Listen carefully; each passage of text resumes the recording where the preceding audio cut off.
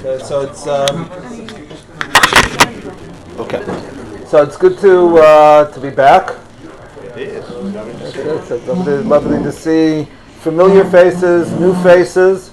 So for that, I'm scheduled for the next 4 weeks, and I'll continue the series, this Parshut HaShavua, trying to find halachic issues that are in the Parshat HaShavua. This week's Parsha, so I took something which, if you will, is sort of halachic. You can, I didn't bring it here, you can, if you Google the Choseh, you can look at and find actual contracts of Yissachar and Zvulun. Right? But I'm looking at it, first of all, it's a, if you will, it's a midrash.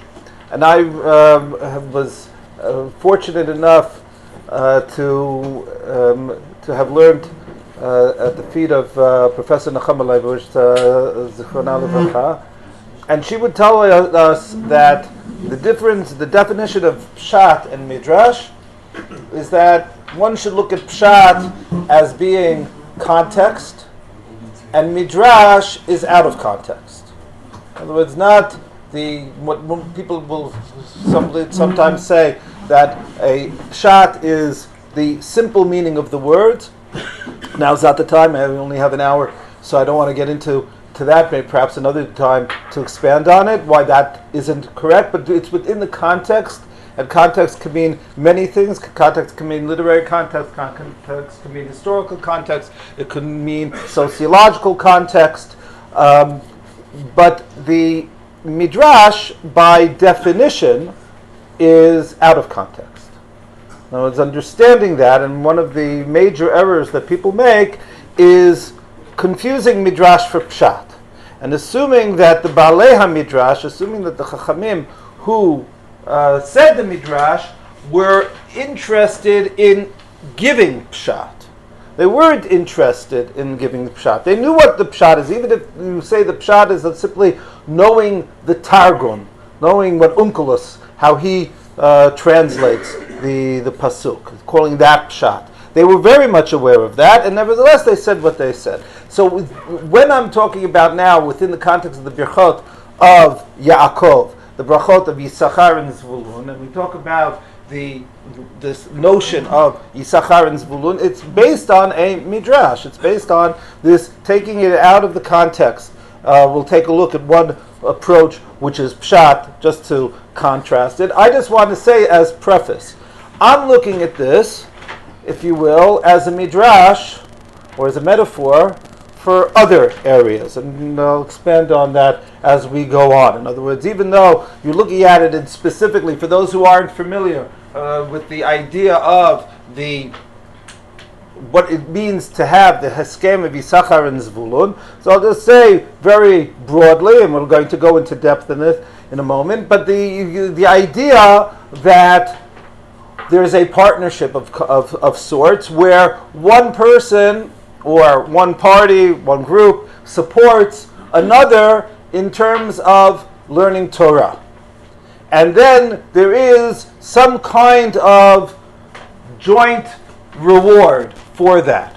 We'll talk about different ways of looking at that in a moment, but I think, though, as I said, I'm looking at it as a midrash on a midrash, to be able to say this is a metaphor for other areas as well, and we will hopefully get to that.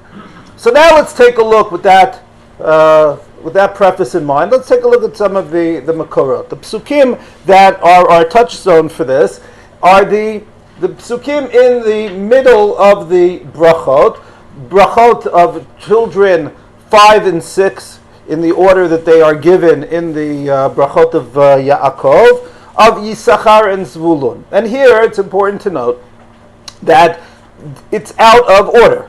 In other words, we could be looking at it as terms of how to order the children, the 12 children. The first 4 are pretty clear because those are the first 4 that were born to Yaakov, not only to any of the imahot. The next 2, do you go and you say, it should be based on the chronological order, of the birth, in which case we would be having the children of Bilhah, followed by the children of Zilpah. Right? And then we would have the next two children of Leah, Yissachar and Zvulun, in that order. And then finally we would get to the children of Rachel. That would be one possibility. But the Torah seems to, or Yaakov, wants to get, if you will, the children of Leah out of the way. Let's first deal with the children of Leah, the fact that the other brothers might be older than some of them. Okay, it doesn't matter. So he wants to give the brachot first, Reuven, Shimon, Levi, Yehuda, and then Yissachar and Zvulun, if we were to follow the order, the birth order, in terms of the children of Leah. But here the order of the brachot is flipped. Because here, even though it's indeed the children of Leah, Zvulun, who's the sixth child of Leah, comes before the fifth child, before Yissachar. Zvulun l'chof yamim yishkon, v'hu l'chof oniyot v'yarketo al tzidon. So Zvulun will dwell on the shores and will be a trader based on the chof aniyot, and his nachala and his sphere of influence will go up to Tzidon, to Sidon, to the Phoenician port, just to the north of our border. And as opposed to that, Yissachar chamor garem rovetz ben hamishpatayim. So Yissachar is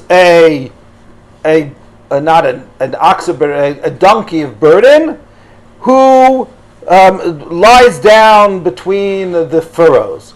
So basically what that is saying, and then the Rashbam, if you take a look at source number, the bet underneath, the Rashbam on a Pshuto Shel Mikro level explains, Yissachar chamor gorem lo k'zvulun sheholech im ovdei yamim l'schora, ela oved adamato. You have these two brothers, and especially perhaps after the description of the first four brothers, you have Reuven and Shimon and Levi, or Shimon certainly, where the word bracha might not be quite, needs to be put into quotation marks, air quotes, but you have their bracha, then you have Levi and you have Yehuda, but they are more, if the spiritual leadership, the political leadership, again, obviously, those things can be and should be expanded upon. And then you have the economic backbone. And the economic backbone is Zvulun in terms of trade and Yissachar in terms of agriculture. Right, so that, if you will, is how the Rashbam is looking at it. Going back to one Bekor before, the Rashi, which I had skipped, Sameach Zvulun b'tzeitecha v'Yissachar b'ohalecha. That's the next pasuk. I should have brought it. I apologize. That Zvulun is happy with his going out, and Yissachar b'ohalecha. And this is a continuation, if you will, of the idea of the Rashbam, to take it, that Yissachar is happy with his role. The Shevet is happy with its role as the commercial engine of Am Yisrael, and that requires the maritime trade outside of the borders. Tzeitecha Yissachar b'ohalecha. That is within the tents here inside the country. So here the Midrash comes into play. That Rashi is paraphrasing. Zvulun yotzei b'pragmatia. So Zvulun goes out with his business interests, pragmatia, that's the taking from the Greek term, B'Yissachar osek b'Torah ba'ohalim. The Midrash is saying, what's ohalecha?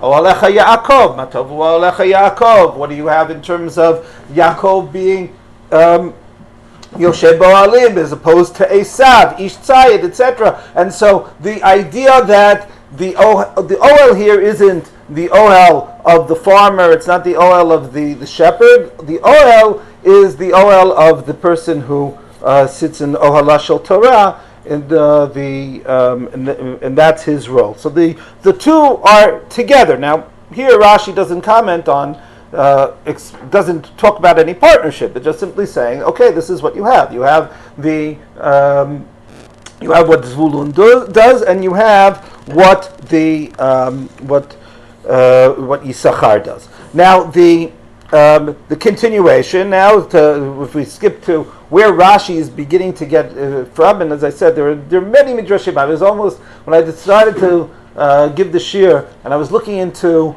just to get a sense of the Makorat, I was really very surprised by how much is written on this.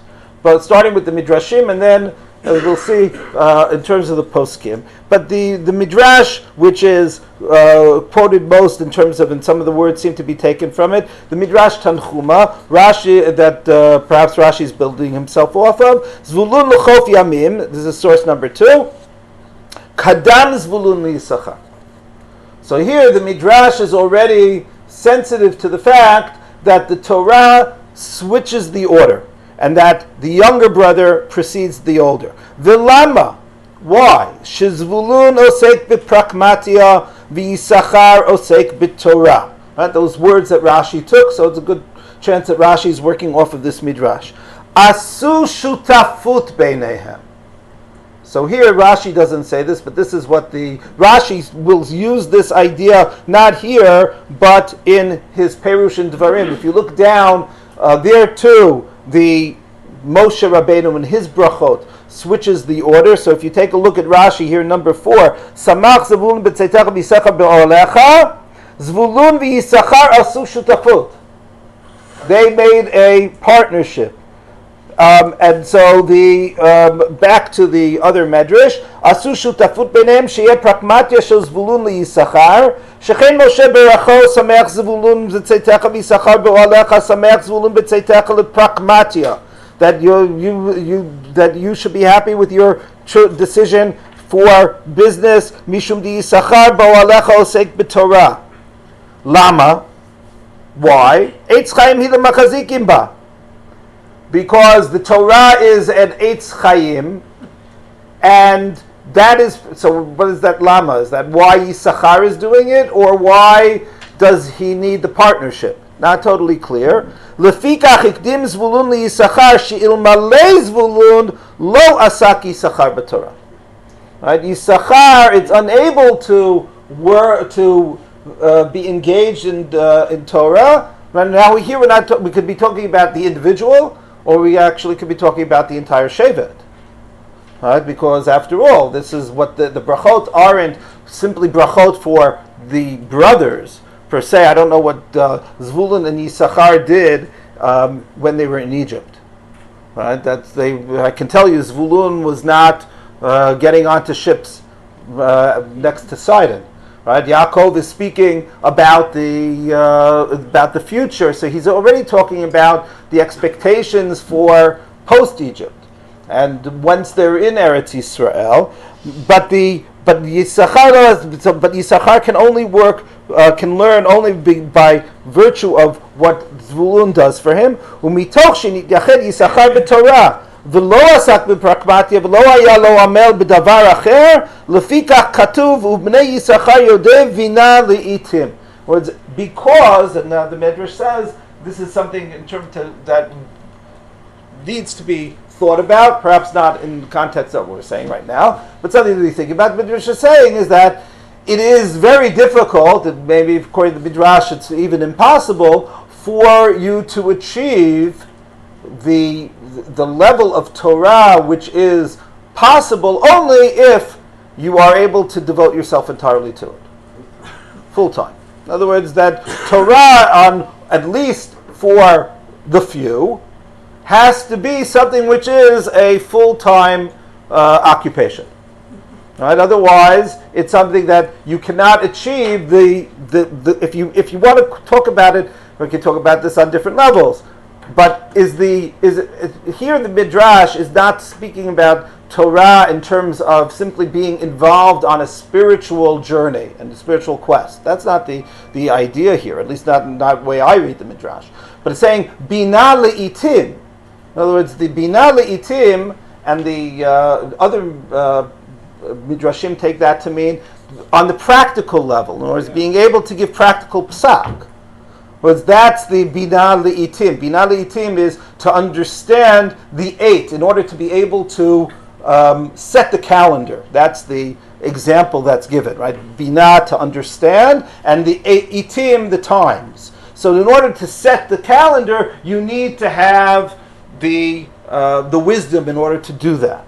But basically what it's saying is that if you want to have poskim, if you want to have religious leadership that is worthy of the name, they have to be able to devote themselves to that. If they're not devoting themselves to it entirely, so you're not going to have the same caliber of religious leadership, and that requires in turn someone to support them, and that is going to have here is going to be Zvulun. Question of the Midrash though is, why is Zvulun first? So he's saying, well, Zvulun is first because, without Zvulun there is no Yissachar. But does that mean now that Zvulun is actually better than Yissachar? In other words, there's the goal or not. I'm going to, I'm going to skip a little bit, or to the end. I'm just going to raise the question, and then maybe we'll talk about it a little bit more. If you flip to the last sheet, so there's this wonderful short story of Agnon, and this is the entire story. That's how short it is. Okay, I don't even know if you want to call it a story. And so I've brought the English translation. A friend of mine, Rabbi Jeff Sachs, has been involved in the translation of Agnon, and so it's from this collection of the stories. And the title of the story is Yissachar v'Zvulun. That's all. You can also, if you're interested, you can see it in the original Hebrew, and the Haaretz put it out, so it's available if you just Google it. But we'll just start with the beginning. When Yissachar arrived in Gan Eden to receive his heavenly reward, they examined his book and found it written, Yissachar occupied himself with Torah for a total of 2 days. 2 days. That's it. And that's it. Yissachar was astounded. He said, is it possible that I, who all my life never budged from the diligent study of Torah and always accepted all of the burdens of Torah learning, am I to be rewarded for only 2 days of Torah study? They said to him, Yissachar, how did you make a living? He said to them, I had a brother named Zvulun, etc., etc. Since he earned enough for both of us, I sat and studied while he was working. They said to him, if so, then all the Torah you studied is accounted to Zvulun's credit. Because if not for Zvulun's work, you would not have been able to learn Torah. In other words, the din, at least from this reading, and perhaps that is a possible reading of the Midrash also, is that Yissachar is necessary. You can't have a Torah society without the Chachamim. Who gets the reward? The people who support it. Right. The rest of the story I'm not going to read yet. I mean, you can read it on your own, and then maybe we'll have time to get to what happens at the end. But in other words, if you will, the midat hadin is that the reward goes to the supplier, and those 2 days, by the way, are just 2 days that, for whatever the reason, Zvulun didn't get the check-in on time. So Yissachar had to learn, even though things were a little tough economically. Okay, those what? What's the source of this story? Somebody's idea? This is Agnon. Agnon. It's Agnon. It's Agnon. I'm not saying you have don't It's my point is that I think it's a reasonable reading of the Midrash. Then that could be what the Midrash is saying when it says that Zvulun comes first. Now, in the end, they're going to split the reward. Right? That's also going to be the end of the story of Agnon. They're going to split it. But the question is, by right, who should be getting the reward? Is it the one who does the, if you will, does the work, or is it the one who makes sure that the work is done? Right? So that is is the facilitator, the one who is deserving more of the credit. The fact that the Medrash says that Zvulun is the one that comes first, right, could be indicative that the Medrash is thinking, right, yes, the first in line is Zvulun. If you disagree with me, that's fine. Okay, this is an open discussion. I'm just raising it as a possibility. It's certainly not, by the way, just to begin, the way that the poskim understood it. Don't give it, but they have an axe to grind too, so it's okay. It's it's better. Yeah. From the Midrash, it appears that this is arrangement, whatever it is, it's voluntary. Mm-hmm. Right. Okay. Yes. Now, which brings me to the next point. Now, there are a few questions that I think need to be raised here. Right? We don't have that much time. But what does it mean by shutafut? What does it mean that there's this partnership? Is the Midrash speaking, just metaphorically speaking, the moment that we work together, so we're partners? Or is it talking about some kind of arrangement that's legally binding? Or is that there's an expectation? Okay, when you have two partners in any venture, one of them is putting down the capital and the other one is putting in the work, etc. So there's a contract as to what are the expected gains and what are the expected, how you're going to divide the profits. Is that what's going on here? Right? Do you need some kind of contract? Is the fact that I facilitate in some way, is that, or is it's simply that we say we're partners, meaning that, in a much more general type of sense, not formal partnership, but rather we're working together. Right? Is that what the idea is? Okay, so just something to keep in mind. So now there is, and this is what perhaps the question is. There's a very famous Rambam. I tell my Talmidim, when I say someone is famous, it means that I know it. If I say something is very famous, it means that you should know it too. Now, there's something which is very famous Rambam, where the Rambam he does this in several places. I'm just taking the place where he does it in Mishnah Torah, in Hilchot Talmud Torah, where he takes to task the idea of being supported in learning. And so the Rambam, this is source number 5, Kol ha-mesim al libo sheyasok b'Torah v'lo ya'aseh melacha v'yitparnes min tzedakah. So anyone who puts it on his heart to engage in Torah and not to work and to live off the dole, okay, v'yitparnes min tzedakah, to be supported by charity, harei ze chilel et Hashem. So this is a chilul Hashem. Ubizar ta Torah, and it is a disgrace for the Torah. V'chibam or hadat, and you are extinguishing the light of religion. V'garam ra'al la'atzmo, and you're causing yourself harm. V'natal chayav min olam haba, right? And you remove yourself from olam haba, right? In other words, don't do this, right? In short. It's forbidden to derive benefit from Torah in this world. So anyone who derives benefit from the Torah, so is taking his life from the world. And here the Rambam clearly understands that the world is olam haba. V'od tzivu v'amru al ta'asem matara lahitgadel bahen v'lo kardum lachbar bahen. Do not turn the Torah into something to aggrandize yourself, a crown to wear, or an axe to dig with. Od tzivu v'amru ehov et hamlacha, love the melacha, saneh et harabanut, hate the Rabbanut. There are many Jews who are Makayim. The second half of the pasuk, Kol Torah she'eni mamlacha sofa b'teilah v'goreret avon. Any limud Torah that doesn't come together with work is ultimately will be cancelled out and causes sin. V'sof adam zeh sheyeh milastim et habriot, and that person in the end will ultimately live a dishonest lifestyle. So we should close all the Haredi yeshivas. Okay, the Rambam might say that.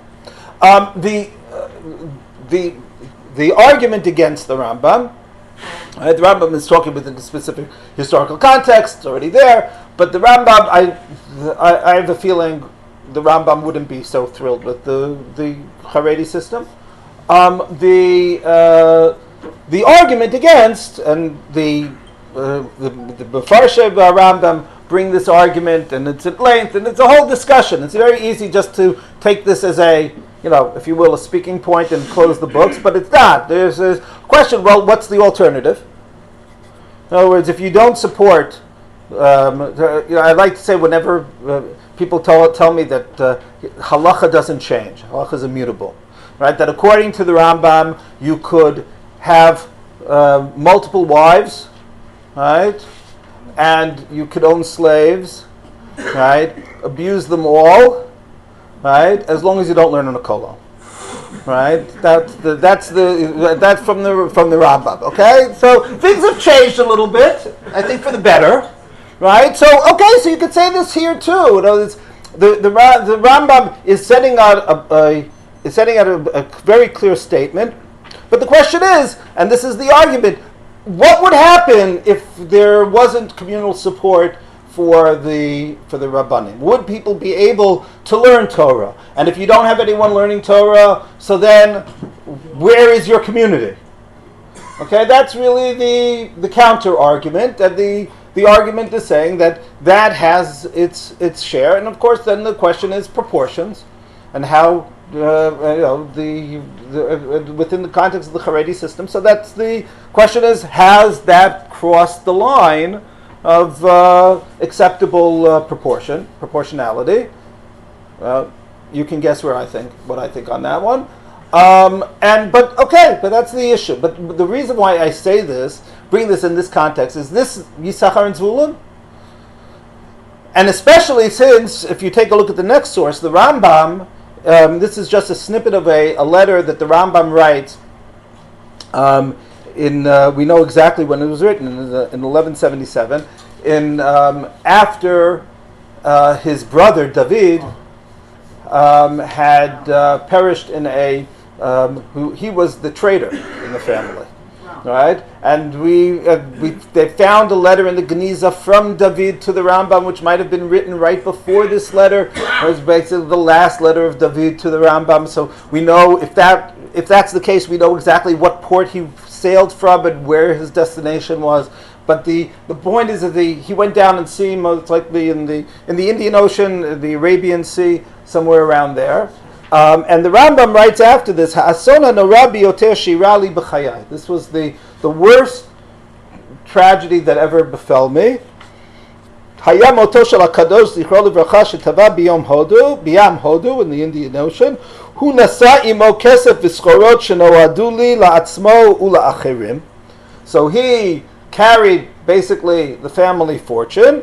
Hu sachar b'shvakim I wouldn't quite call it an urban legend, but it's not, from the best of my knowledge, there's no direct proof, but the idea is that he was a pearl merchant, but I don't know if there are any original sources that says that, but it doesn't really matter. V'hirviach v'nasa v'natan v'ani yacholti lashevet levetach bevete.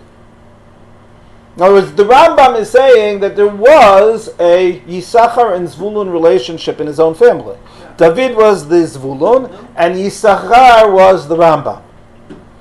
And then the Rambam goes on, and he says, first of all, he spent a year afterwards, after his brother's death, what? It could have been his own money. It could have been the family money. Oh, good. We'll get to it in a second. 1 second. The idea here was that the Rambam is but the Rambam spent a year afterwards in deep depression. In the continuation of the letter, you're more than welcome to look at the letter. There's the source for it if you want to see it. And the Rambam's medical career only happened afterwards. The Rambam only studied medicine and became a doctor because he had to support two families. He had to support his own family and to support his brother's family, which he until then did not have to do. So here the Rambam was supported, but that is exactly the distinction, and this is where the Rambam, there's a difference between a personal family agreement, shutafut. And it could very well be that the money was perhaps the family fortune, right? From I don't know what Maimon, what Maimon brought in, okay, and how it was divided. Or it could have been this relationship. The Rambam, when he's writing this, when his brother died, he was 39 years old. So exactly what happened in in their youth, and when each one of them decided, and how much of the money did David make, from the initial family investments, etc., and what he did with it, etc. Okay, we have no way of knowing. But the difference is that, and this is the crucial difference, you're not living off of tzedakah, right? The Rambam began mitparnes min tzedakah. Here, it's an agreement between two family members, or doesn't have to be family members. It could be two parties, and each one recognizing the importance of the other's contribution, right? And that's how they're going to move forward, right? And here's as good an argument as any for what we said earlier in terms of the Midrash. Would the Rambam have been the Rambam had there not been a David? Right? I don't know. As the Rambam, I don't know if it's in this letter or another letter. The Rambam writes how difficult afterwards his life became, and then he talks about he was much older. He said, now I understand what people mean when they say they forget. Right? In other words, like he suddenly realized. Like you could just imagine people say, "Oh, I forgot." And the Rambam saying, "Yes, I understand it." He doesn't know. I've never forgotten anything in my life, right? But now, when he's older, he says, "I understand what people mean when they forget something." For the first time in his life, he's beginning to forget. So, if you have that kind of mind and you're the Rambam, so okay, maybe you'd always be the Rambam, but maybe not. In other words, maybe had he not been David. In those formative years of his life, our Jewish intellectual history would be completely different. Yes. My question is, you're talking on an all or nothing basis. You're doing this or you're doing that. Isn't the answer very simply you have to do a mixture? So this is actually, I think, this model. The answer is for let's look at the other way. I don't have any makar. This is raised, but I didn't put on the sheet. What about Zvulun? Does Zvulun have to learn? Yeah. Right. So the answer is yes. Of course, he has to learn. Everyone has a chiyuv to learn Torah. The Rambam himself in Hilchot Talmud Torah, he divides the work into different prakim. In the first parak, he talks about the basic chova, the basic requirement that everyone has to learn. And there, right, he says, okay, so everyone can, presumably he wrote this before David went down in the sea. But he writes that, okay, without getting into how he gets to it, that you divide your days, and the Rambam also elsewhere says you get 8 hours of sleep. It's something which is very important to have. So Rabbi says your business interests takes 3 hours a day, which leaves you 9 hours to learn, and those 9 hours you have to divide between some for Tanakh and some for Torah Shabbal Peh and some for philosophy, etc. Right? That's the Rambam. So you do the math. Those are 12 hours plus 8 hours of sleep plus 4 hours for taking care of your personal needs. Okay, that's your day. Right? So, but that's what the Rambam expects of the average person. And then the Rambam in the third parak, that's the parak of Keter Torah, because there the Rambam talks about the crown of Torah, and that person and that's few and far between, though that person is someone who devotes himself entirely to Torah, and that person never sleeps, and that person is willing to live a life of total poverty, and he just is learning Torah out of the 24, 25 hours a day. Right? That's the idea but there's the distinction. In other words, every person, right? Presumably the Rambam understood. I don't know whether the Rambam was saying tongue in cheek. There's another halacha there where I'm sure the Rambam was tongue in cheek, where he says everyone has to learn, whether you're poor, whether you are wealthy, whether you have difficulties. He says even a person with a wife and children has to learn. That's how he says it, right? Afilu mi sheyesh lo yishau vanin. Right? That's the highest level, right? Because the Rambam understood. So I'm sure the Rambam wrote it tongue-in-cheek, but at the same time, there's a lot of truth to it, right? Because for all of us, I think that our personal lives are what the things that we hopefully value the most. And so if that's the case, so then the Rambam's saying that shouldn't be something that stops you from learning either. That has to be. But that's the average person. So here, the Yissachar is not the average person. Zvulun's the average person in that regard. In other words, it's not that Zvulun now forfeits his responsibility to learn Torah, but in order for there to be a Yissachar, so that requires Yissachar not to have to worry about all of the other things. That's what the Rambam is. That's what the Midrash is saying, and that's what I think the Rambam would understand as well. So that's just as a background. In other words, the idea. So you have to balance it in terms of understanding this the different pulls here, because the Rambam's position, which is very strong in terms of not accepting public funds, would not apply to this kind of agreement. Or if it did, the Rambam was a hypocrite if that was the case. But I don't think he was. So where does this come from?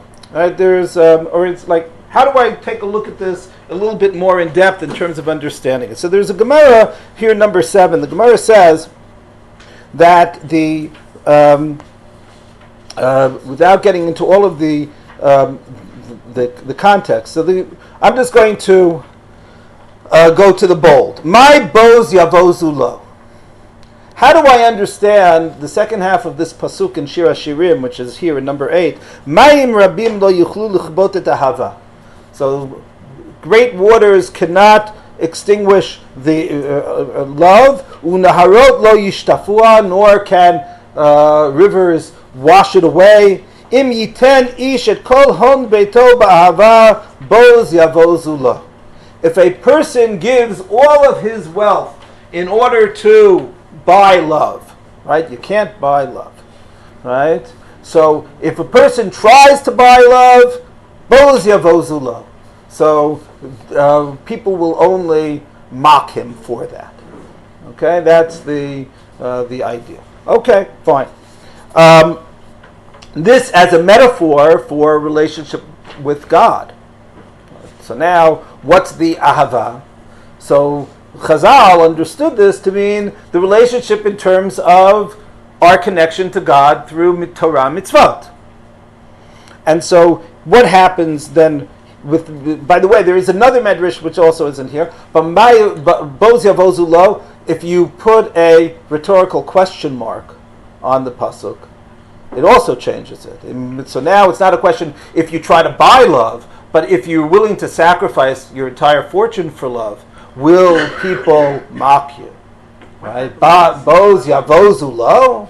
Right? Is that something? So it's rhetorical question marks in psukim are there occasionally, but they're very dangerous. Right? Lo tirtzach, lo tinaf. Right? You know.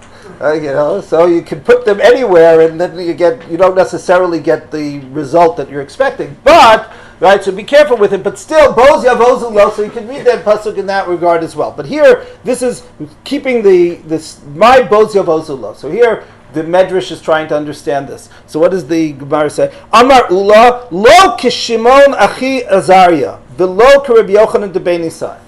So it's not like Shimon, the brother of Azariah, and it's not like Rabbi Yochanan when he was in the house of the Nasi, when he was learning in the house of the grandson of Rabbi Yehuda Nasi, Rabbi Yehuda Nisa, Ela ki Hillel v'Shivna. In other words, those first two examples are good, and they are not included in the idea of boz yavozu lo. That's not something to be mocked, but rather it's like Hillel in Shivna. Before we get to Hillel and his brother Shivna, Hillel, who we are familiar with from Hillel and Shammai, but he had a brother Shivna. But before we get to that relationship, what about the other two? So just as an example, if you take a look at Rashi, not here, but it's number 9.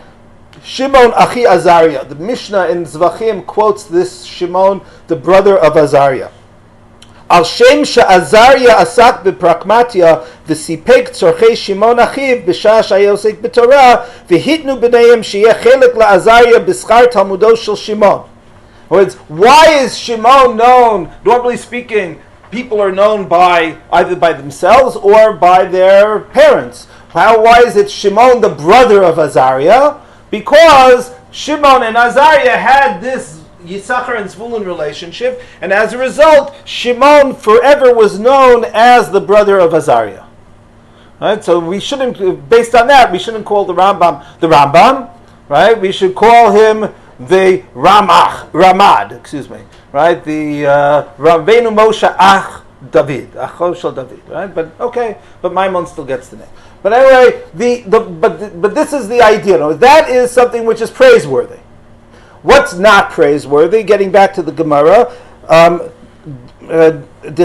Rav Dimi Amar, because when Rav Dimi came back from Eretz Yisrael and his learning there, he brought the following story: Hillel v'Shimna achei. Hillel and Shivna were two brothers. Hillel asak b'Torah, Shivna avad iska, and Shivna was a business person. L'sof amarle ta na'aro v'liflag. At the end, Shivna said, "Let's split the two. All right, I'll give you money, and I'll take some of your reward." Yatzta bat kova amra im yiten isha kol hon beito oz yavozulo. Right, at that point, the idea was, no, Shevna, you can't buy love. You can't buy Torah. That's it. There's nothing to be bought. So what's the difference between them? So what's normally understood here is that the difference is the question of what comes first. In other words, Shevna is, in this case, after Hillel has already established himself as a Talmid Chacham, and Hillel, assuming it's the same Hillel, we're familiar with those stories of him going up onto the roof and having not having enough money to pay to get into the Bet Midrash, and then as a result he goes and listens to Shammai v'Aftalion from the skylight, and it starts snowing, and all of this story, this Gemara in Shabbat. So the absolute poverty that Hillel had, and nevertheless he continues to learn. And later on, Shevna says, okay, you know what? Turns out that, I always thought you were, I'm reading into it. I always thought that you were crazy to be doing this, but it turns out that you're a pretty big Talmid Chacham. And, so now I want in. Right? So no, it's too late. What?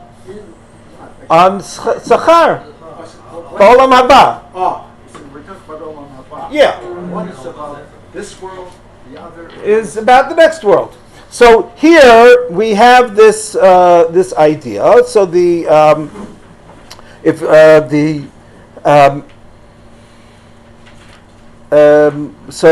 so that could be the difference. In other words, beforehand it's something which is praiseworthy, and afterwards it's not as praiseworthy.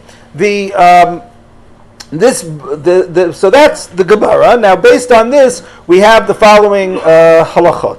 So we'll just quickly go through them because I'm beginning to run out of time. So the Tur, when he brings this, says the following. Source number 10. Mi she'efshar lo lilmod mipnei she'eno yodea klal lilmod mipnei tradot hazman.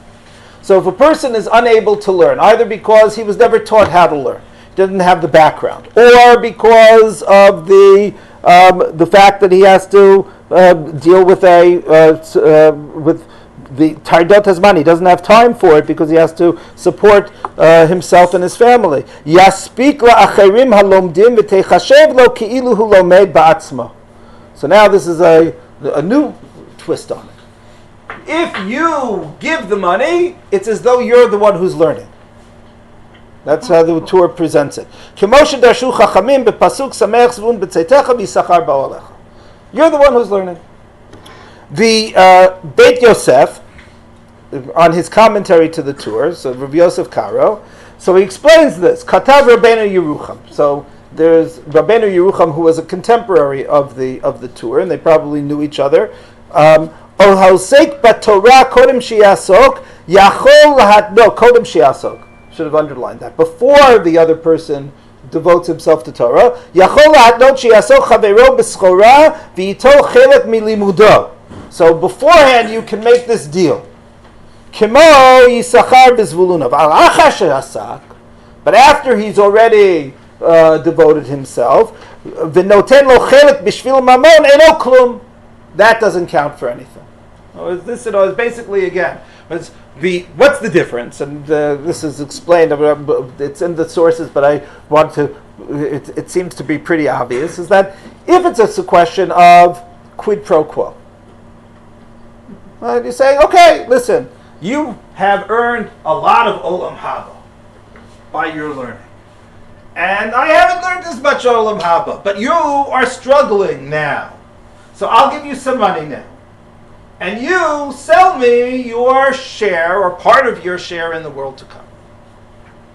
That's the idea. In other words, and I'll continue to support you. Right? We both benefit. Right? So can you sell olam haba? So the answer is no, you can't sell olam haba.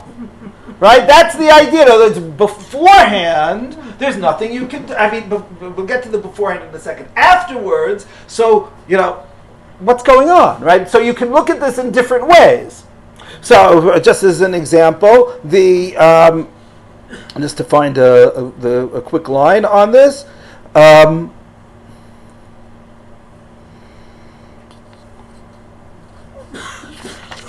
on, excuse me. So if you look at source number 16, the Meishiv Davar, this is a tshuva of the Nitziv, of Naftali Tzvi Yehuda Berlin, the Rosh Yeshiva in Volozhin.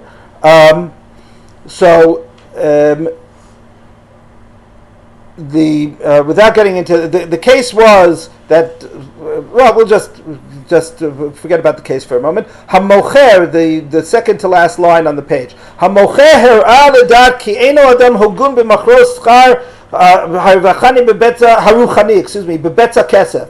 Kimidato shel Esav shemachar et bechora shelo. Demi sheda'ato yafeh umaskil hadavar mevin ke'en l'ruchani erech klal imkor b'chol hon sheba'olam. Right, this person this type of agreement was that somebody was selling his schar ba'olam haba for 22,000 rubles. Okay, so and then in the case was that the guy who was giving the 22,000 rubles found out that the recipient wasn't necessarily as big a tzaddik as he thought he was. Right, and he wanted to back out on the deal after he had paid in, and so now there's a din Torah. That how, does he have to pay the full amount, or the argument is no, he has to give me back the other 11,000 rubles that I already gave him, right? Okay, so it's a business deal. So the Nitziv says, this person who sold it is obviously, right, he's basically selling it for, right, you're selling something which is priceless for the proverbial bowl of lentils. Right, that's what you're doing. Okay, so it's 22,000 rubles of lentils, but it's just a lot of lentils. That's all it is, right? And that's the idea. In other words, once you're talking about olam haba, you can't quantify that. So you're going to say you're going to pay money for it, you're going to support. So that is something which is unacceptable, right? You could argue that it's not because of that, but it's also because, who are you, the balabayit? Right? God is the one who determines what your reward is and what our reward is. And for me to go and sell it, it's not mine to sell. Right? That could be. Right? That's also a possibility. Because there are all sorts of reasons why it shouldn't work after the fact. But why does it work before the fact? And that's more important to me. Yeah. Could there be a question of respect to the community? Just simple that answer. What do you mean by respect to the community? Well, that a great doctor who doesn't learn Targum every day is maybe valued in the community at a certain level. And the big Talmud Chacham, his status in the community. If you put it in that practical person, if you put it in the practical framework, it makes sense. What value do you give to Rambam And what value do you give to his brother? Okay. Really, it's measured by what they do as a collective. That's right. To say, I'm going to give you Good. 5 dozen. Perfect. Okay, hold on to that then. Hold on to that. Yeah, because we only have like 9 minutes. Yeah. Yaakov, his mother sent him out to get out of Yosef Oelin Right. And go out into the world. Go and start earning a living. Okay. That's one way of looking at it. I'm not saying it's wrong, but I don't know if that's the only way of looking at it. But okay, let's focus on this for a few minutes. What is going on beforehand, right? So there are different approaches here. One approach, which is perhaps the earliest approach to it, it's quoted in the name of Rav Haigon, but whether it's actually Rav Haigon or not, it's hard to say because it's only quoted by someone who lived about 800 years or so, no, not quite, 700 years after Rav Haigon.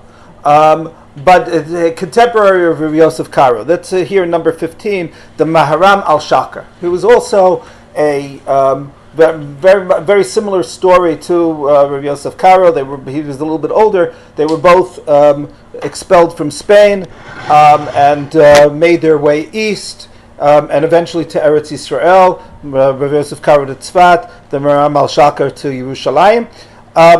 In any event, he talks about the question. Od sha'altam yesh mamash ba'otan shemochrin zchuyotehen ze lazeh im zacha hakoneh o hifsid hamocher ve'im ha'pula zo yesh la ikar. So he's speaking more generally, which is I think an interesting share in its own right. We're talking about Torah. What about other mitzvot? Can I, like I said, I'm going to do whatever I'm going to do, this mitzvah, and you're going to get some of the zchuyot. Right, you'll help me, buy a pair of tefillin, and when I put on tefillin, it's going to help, be for you too. Right, so can you do that? So he says, so he brings this whole Gemara in, and he says that his understanding of it is that quotes Rav Haigon, and Rav Haigon says very negative things to say about the whole concept of quid pro quo when it comes to spiritual activities for monetary gain, and then he says aval vadai in the second paragraph there in number 15, the bold print, aval vadai mi shenoten sachar lemelamed lelamed ma shehem tzrichin umelamdan yesh lo schar gadol bekach v'chein mi shemachil ani o chacham levarcho yesh lo sachar al kach. In other words, if I support someone and they can do mitzvot as a result, or I give an ani money and he can now buy food and he's able to, as a result, to say Birkat HaMazon. So, is there when he says Birkat HaMazon? So, does that bracha? Do I get anything in that bracha? So he says absolutely. But and then he gives other examples because what's the sachar here? What's underlined? And he says in that uviyoter mishozer osukim b'torah v'mitzvot lihitpanot libotam la'asok ba'yesh lo sachar. So all the more so for those people who support people so that they're able to devote themselves to religious gain. Hasachar sheyesh lo apulato, because what's the reward for enabling, for being an enabler, for being a facilitator? So there is value in facilitating, right? But this kind of value isn't a partnership. Not quid pro quo. No, it's why do I get a reward? Because I helped someone else do something good. If I help someone else do something good, so I get a reward. I've done something good, right? It's not exactly the same. In other words, it's not a pie that's being divided. I've been able to facilitate a good deed, so I'm a good person, right? And good people will get reward, right? That's the idea. It's not that there is a partnership in this particular action. It's an idea that there is something which I have I have done. Okay, so that's one approach, which is very much, I think, what we might all think about, or most of us at least, in terms of perhaps instinctively, if we were to ask, if I help someone else in some way, so do I get rewarded for that? So the answer is, yeah, it's a type of tzedakah. There are all sorts of different types of tzedakah, and this is one of the types of tzedakah. So that is one possibility. Another possibility, though, just to because of the time, I'm not going to get into all of the different permutations here, but the one who is the most extreme, and I think the one who's most extreme basically is the most limiting as a result, is Rav Moshe Feinstein. Moshe Feinstein has a tshuva, a late tshuva, shortly before he passed away. I think it's in 1984 when it was written. Very, very long tshuva, like 18 pages long, something like that. Very long tshuva, in which he is insistent that this is not tzedakah. Now let's take a few lines. Hine, number 18. Hine inyan Yissachar v'Zvulun haniskar b'Rashi hu barur pashut she'eno mitzvat tzedakah. Don't make a mistake, Rav Moshe says. This is not tzedakah. Why do I know that? D'chichas v'shalom shevet Yissachar hayu aniyim. In order to be mekayim the mitzvah of tzedakah, you have to give it to a person who's poor. By definition, if I give someone money, a gift, even a well-deserved gift to a wealthy individual, that's not tzedakah. That's giving a gift. So Yissachar had their own nachala. So the nachala made them, by definition, assuming that they had something which they were able to sustain themselves, so that didn't make them poor people, and they weren't eligible for tzedakah. Skip to the next bold line. Elahanachon bazeh d'inyan Yissachar v'Zvulun lo ya klal inyan tzedakah v'lo haya yachol Zvulun liten lo klum misachat tzedakah shahayat tzarich liten. And he says that if you enter into a Yissachar Zvulun relationship, that doesn't count for your maser ksafim. It's not tzedakah money at all, right? Ela shahaya zinyan shutafut mamash. But rather, it was actually a legally binding contract. And it's a real partnership.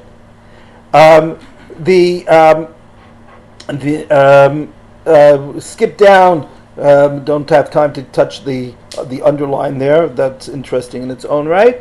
But, the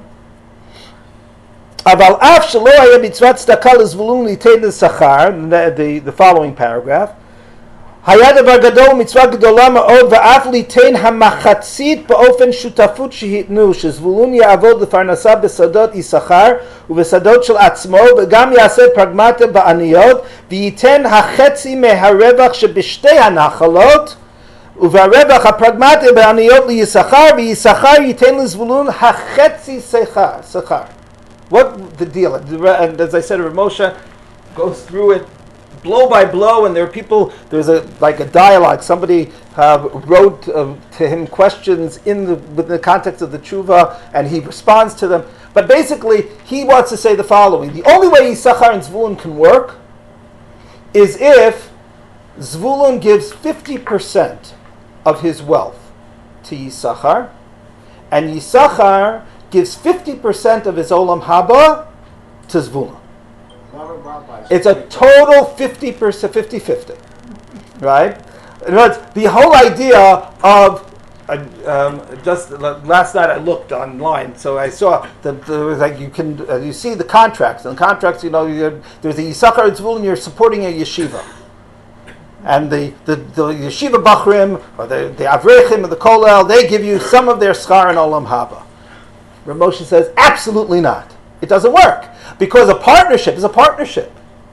So what it means is that, and they take Yissachar, and he takes Yissachar and Zvulun very literally. He says, that means that the Zvulunites worked Yissachar's land also. And he goes into the details of what that means in terms of it's not exactly 50%, because Yissachar would have gotten a certain amount of profit, and there are certain expenses that have to be deducted, and all of the things. In other words, it's really very much a question of a partnership, of a 50-50, after you take taxes off and after you deal with your expenses, etc. That's how Rav Moshe views the Yissachar and Zvulun. Okay? And he explains why is that the case. Because, and he says it only works for Torah. only works for Torah. It doesn't work for any other mitzvah. What's Right? his currency? What's the? I don't know. What's the point of Rav Moshe? So first of all, it limits it. Okay, so I have a feeling that Rav Moshe wants to say this whole idea of people trying, because there is an inflation of Yissachar and Zvulun type of relationships. It doesn't work. It's real, and if it's real, then you have to really be thinking about what that means. And he explains, because to get back to what I mentioned before in the third parak of Hilchot Talmud Torah of the Rambam, the Keter Shel Torah, as opposed to other mitzvot, it's a question of doing a mitzvah. So you could do a mitzvah better, you could do a mitzvah worse, you could do a mitzvah with more kavanah, less kavanah, etc. But you're mekayim the mitzvah, and that's it. Whatever the mitzvah is, pick a mitzvah, any mitzvah. Really doesn't matter. There isn't something which it means that you can expand the mitzvah to encompass your entire life. The only mitzvah that is different in this regard is Talmud Torah. Talmud Torah is something which is never-ending, is infinite, that a person ideally should know everything. There's a chiyuv to learn every single thing that is out there to be learned, which of course can't be done by any individual, or only one individual in, every now and then you'll find a Rambam. Okay, but other than that, you're not going to find it. So you need a partnership in order to do it. That's the idea. In other words, the partnership, there is the only way that Yissachar can help to become a Yissachar is by having a Zvulun backing him. And Zvulun could never be the Yissachar. It's not that I know that I can't learn, but you can learn. It's that together we're able to create as close to a whole as possible. And that's what a partnership is. That's the way that Rav Moshe understands it. As I said, other people have similar ideas, though they don't say quite as boldly as he does. Now I come back to the end of the Agnon story. Because what happens in the Agnon story? In the Agnon story, so Zvulun hears Yissachar crying out, "What, only 2 days? That's it?" Right? And he says, that sounds like my brother Yissachar, right? He used to have that kind of temper, right? What's going on, right? He goes and he tries to find out. He said, he's been, he's sitting in, apparently Zvulun passed away first. He's been sitting in Gan Eden, right? And now he hears Yissachar screaming. He goes, what? So Zvulun says, what do you mean? God, how can you do this? After all, he did all the work. He did all the learning. He deserves it. I'm giving up my Olam Haba for Yissachar. And Yissachar says, absolutely not. How can I take by the Olam Haba and leave you to suffer when you supported me? Right? And neither one is willing to go into Gan Eden. That's it. They say, we're not going in. Zvulun's not going in because Yissachar didn't get it. Yissachar's not going in because Zvulun didn't get it. They're going out. So God has to bring them both in. Right? That's the partnership. Right? That's how the Agnon story ends. Right? But that's how I think how Rav Moshe is viewing it as well. In other words, that's the idea. I said at the beginning it's a medrash to a medrash, and I didn't get into that. But I think here it's with regard to Talmud Torah. It's also with regard to many other things. It's the situation that we're living in today. Right? We're everyone is hopefully doing their share. Right? Or maybe not. But the question is that when you're viewing it as if you view it as a question of each person, and then how much did they do, and trying to quantify that. That's one way of looking at it. You can say every person in a great enterprise or partnership. You can ask, okay, what does each person deserve in terms of the reward, in terms of what they have done, how much, and every single, the question of combat soldiers as opposed to non-combat soldiers, people in the home front, people supporting them, all these things that are going on. You can also look at it as a joint venture. If you're looking at it as a joint venture, so then perspectives change. And I think that the idea of the perspective of the Yissachar and Zvulun, that gives us a different and hopefully a much healthier perspective to be viewing other communal engagements as well. And Yiratzon that everyone should come home safe and sound.